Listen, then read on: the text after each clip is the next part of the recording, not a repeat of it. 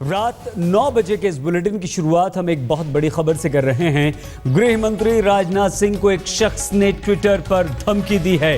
जी हां, बड़ी खबर इस वक्त की यह है कि गृह मंत्री राजनाथ सिंह को यह धमकी मिली है और इस शख्स ने अपना नाम अब्दुल बताया है। अब्दुल नाम के इस शख्स ने राजनाथ सिंह को धमकी दी और इस शख्स ने बेंगलुरु हमले के पीछे अपना हाथ बताया है।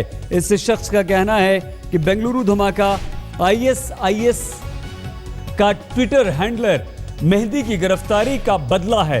ट्वीट करने वाले शख्स जिसका नाम अब्दुल है ने धमकी दी है कि दूसरा धमाका भी बहुत जल्द होगा। तो इस वक्त की बड़ी खबर यही है कि गृह मंत्री राजनाथ सिंह को यह धमकी आई है और धमकी देने वाले शख्स ने अपना नाम भी बताया है और यह कहा है कि यह बदला है उस गिरफ्तारी का जो ISIS का ट्विटर अकाउंट हैंडल करता था। मैं ये कहना चाहता हूँ कि ट्विटर जो मीडियम है उसमें कोई सिक्योरिटी नहीं है।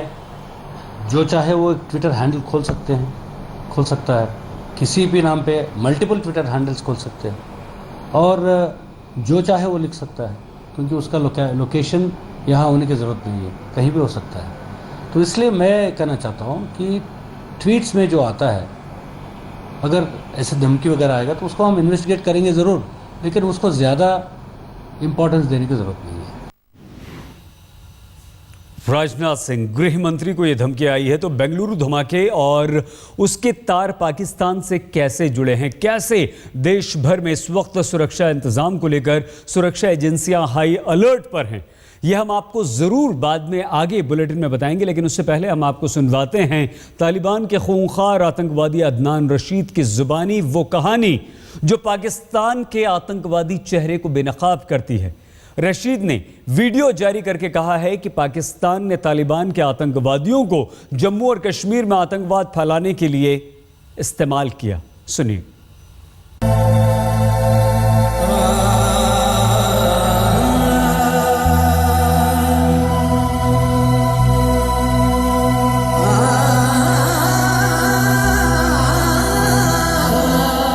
मासूमों पर आतंक की गोलियां चली तो पाकिस्तान की हुकूमत ने पहली बार तालिबान के खिलाफ खड़ा होने का दम भरा। इस तेवर पर तालिबान का खूंखार कमांडर अदनान रशीद ने पाकिस्तान की पोल पट्टी खोलकर रख दी है। तालिबान कमांडर अदनान रशीद का खुलासा, पाकिस्तान ने कश्मीर में झोंका तालिबान को। You remember when thousands of Pakistani youth fought your proxy war in Afghanistan and in Indian Kashmir? Do you remember the times of peace when you were roaming in the streets and towns of this country without any fear? These were all the bounties bestowed upon you by Muslims of Pakistan. But what did you give in return? Let me remind you of your ungratefulness. Your Air Force bombarded the Muslims of North Waziristan for 2 consecutive months in 1948 as a punishment for demanding Sharia. Then you massacred 600 Pashtun Muslims in Charsadda for the same crime. Pakistani फौज और ISI की उंगली पकड़कर तालिबान पाकिस्तानी हुकूमत की गर्दन पर सवार हो गया। अब वो एक एक कर कच्चा चिट्ठा खोल रहा है कि कैसे जम्मू और कश्मीर में तालिबान के बूते पाकिस्तान लगातार छद्म युद्ध लड़ता रहा। तालिबान कमांडर अदनान रशीद का खुलासा, कश्मीर में पाकिस्तान खेलता रहा खूनी खेल। Then your greed led you into the dollar game and you earned millions for proxy war in Afghanistan, and you deceived the nation in the name of jihad. We Muslims have not forgotten the blood game you played in Indian Kashmir, exploiting youth in the name of so-called freedom.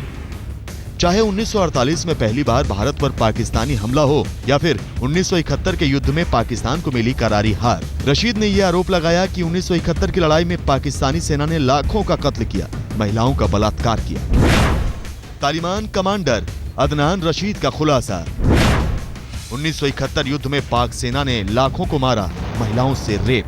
You tried to plant the dirty tree of democracy in this country, and it brought to you the fruit of Bangladesh. And you turned your guns and bayonets to your own Bengali brothers. You killed millions who were backbone of Pakistan movement and real founders. You raped your own sisters and you disgraced your own elders. बेहद अंग्रेजी लहजे में बात करने वाला आतंकवादी रशीद ये बताता है कि पाकिस्तानी हुकूमत, सेना और आतंक Term jihad as terrorism and mujahideen as terrorists. In the name of war and terror, you give a bloodbath to Red Mosque and whole tribal belt from Swat to South Waziristan.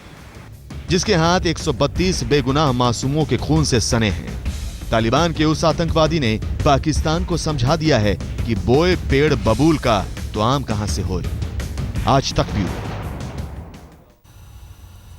Jammu और कश्मीर में पाकिस्तान आज़ादी के वक्त से ही जैसी हरकतें और साजिशें करता रहा है, उसका पर्दाफाश खुद पाकिस्तान के ही पाले पोसे तालिबान ने कर दिया है। और आइए अब हम आपको दिखाते हैं कि तालिबान और पाकिस्तान के आतंक से जम्मू और कश्मीर कैसे कराहता रहा।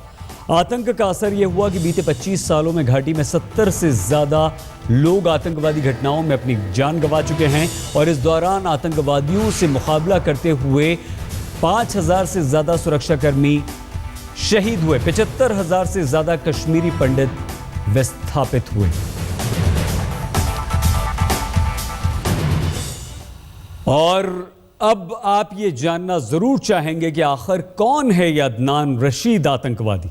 तालिबान का ये वो आतंकवादी है जो फर्राटेदार अंग्रेजी बोलता है। ये रशीद पाकिस्तानी जेलों में कैद आतंकवादियों को रिहा कराने के लिए तालिबान के बनाए संगठन अल अंसार का सरगना है। 2003 के दिसंबर में पाकिस्तान के तत्कालीन राष्ट्रपति जनरल परवेज मुशर्रफ पर हमले के आरोप में रशीद को फांसी की सजा सुनाई गई थी। 2 साल पहले तालिबान के आतंकवादियों ने बन्नू जेल पर हमला बोलकर रशीद को आज़ाद कराया था, भगा दिया था। और पिछले साल डेरा इस्माइल की जेल में बंद 175 कैदियों को भगाने में इसी रशीद आतंकवादी की बड़ी भूमिका थी, जिनमें 35 तो खूंखार आतंकवादी थे। बन्नू जेल 2012 में इन आतंकवादियों को भगाया गया था। इस खतरनाक आतंकवादी ने इसी साल पाकिस्तानी मूल की एक जर्मन डॉक्टर से शादी की है।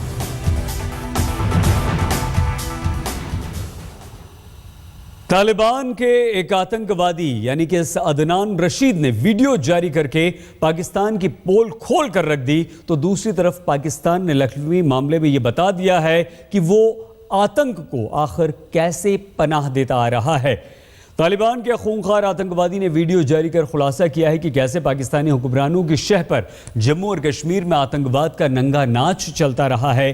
दूसरी तरफ 26/11 आतंकवादी हमले के गुनाहगार ज़की उर रहमान लखवी को जेल से रिहा करने का फरमान आ गया है।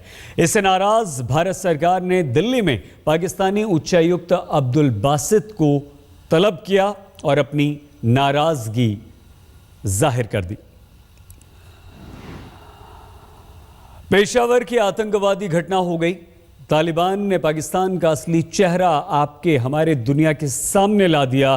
फिर भी पाकिस्तान आतंकवादी हरकतों से बाज आएगा, ये कहना, सोचना, समझना बहुत मुश्किल है।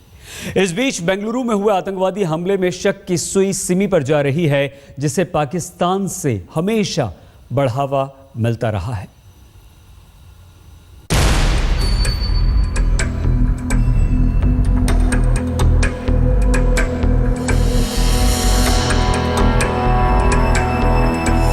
बेंगलोर ब्लास्ट के अवशेष देश भर में बड़े धमाके की चेतावनी दे रहे हैं। इन मलबों में सुरक्षा एजेंसियों को कुछ सबूत हाथ लगे हैं, जिनके चलते बेंगलोर से दिल्ली तक खलबली है।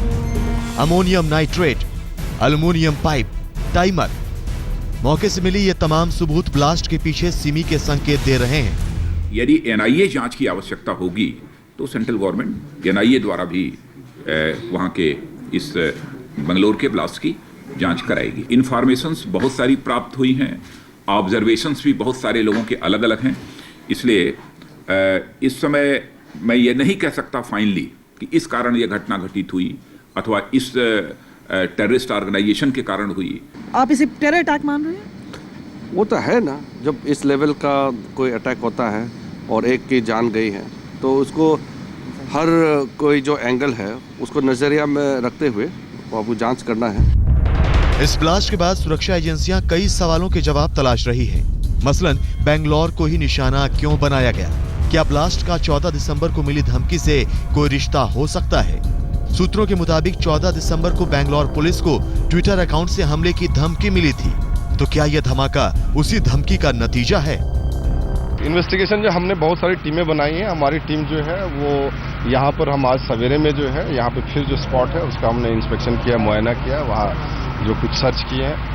उसके बाद हमारी टीम बैंगलोर सिटी से बाहर और कर्नाटक राज्य के बाहर हमने टीमें भेजी हैं। तो हर तरह से इन्फॉर्मेशन कलेक्ट किया जा रहा है कि कोई लोकल एंगल है या कोई स्टेट का एंगल है या कोई दूसरा एंगल है। जांच एजेंसी इस पहलू से भी तफ्तीश कर रही है कि धमाके के पीछे वजह मेहदी मसरूर विश्वास की गिरफ्तारी तो नहीं। ISIS समर्थक मेहदी के 17,000 से ज्यादा ट्विटर फॉलोवर थे, इसलिए कोई बड़ी बात नहीं कि यह धमाका उसकी गिरफ्तारी के बदले के तौर पर सामने आया हो। वैसे अब तक किसी आतंकी संगठन ने धमाके की जिम्मेदारी नहीं ली है, लेकिन जांच एजेंसियां खंडवा जेल से भागे सिमी आतंकियों की साजिश के एंगल से भी धमाके की जांच कर रही है। दिल्ली से कमलजीत के साथ रोहिणी स्वामी, बैंगलोर आज तक।